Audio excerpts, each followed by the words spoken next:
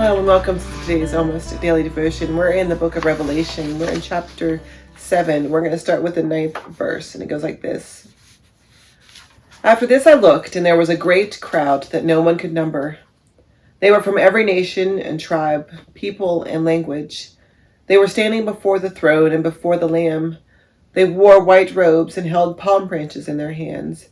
They cried out with a loud voice, "Victory belongs to our God, who sits on the throne, and to the Lamb." All the angels stood in a circle around the throne and around the elders and the 4 living creatures. They fell face down before the throne and worshiped God, saying, Amen. Blessing and glory and wisdom and thanksgiving and honor and power and might be to our God forever and always. Amen. Then one of the elders said to me, "Who are these people wearing white robes, and where do they come from?" I said to him, "Sir, you know."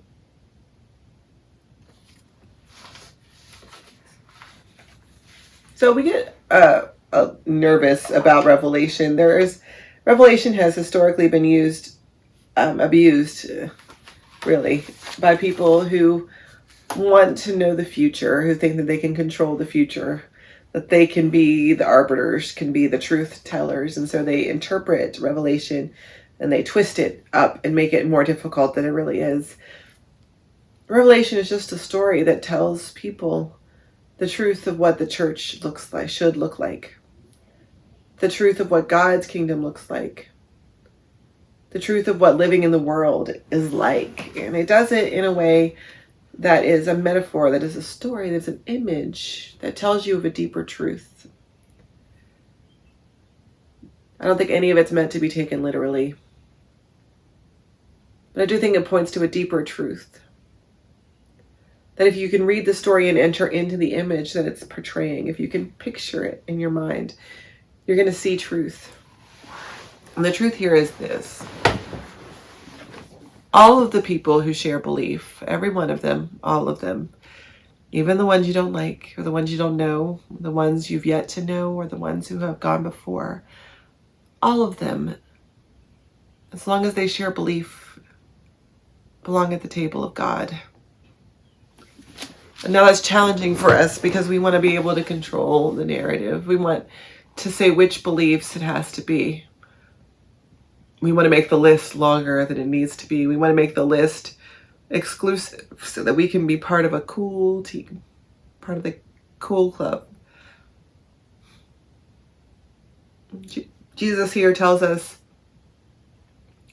that the assembled people at the table of God in heaven are from every nation and tribe, every people, every age, everything. The only requirement is a shared belief.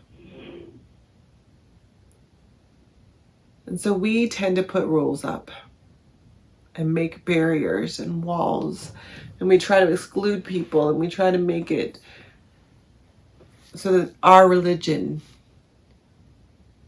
is more important than their faith.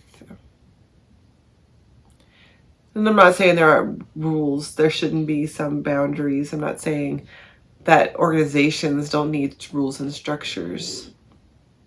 But all of those are passageways to God. They are not God.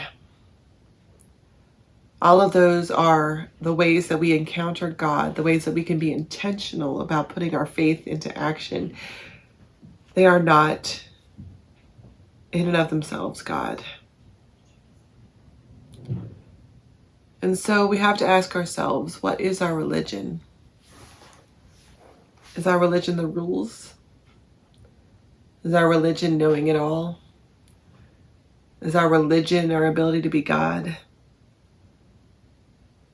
Or do we have faith?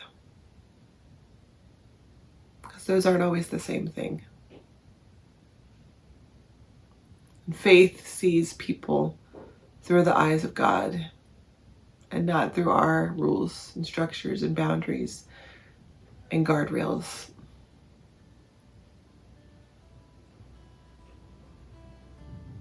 Do you have a religion, or do you have faith? God bless.